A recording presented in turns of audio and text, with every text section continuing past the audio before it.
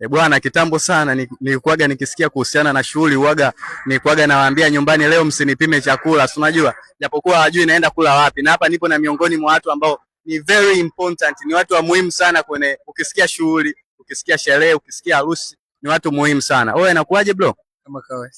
Kama kawaida? Kama kawaida. Tunataka tuambie wewe ni nani na tuzo uloshinda ni ya I mean category gani? Ya kategori ya Qatar of the Year.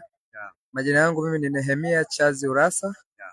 Kampuni yetu inaitwa Chazi International Catering. Yeah. Inahusika na masuala yote ya chakula kwenye event yoyote, iwe corporate, iwe birthday, yani event yote masuala ya chakula, yani catering needs zote kwa ajili ya event.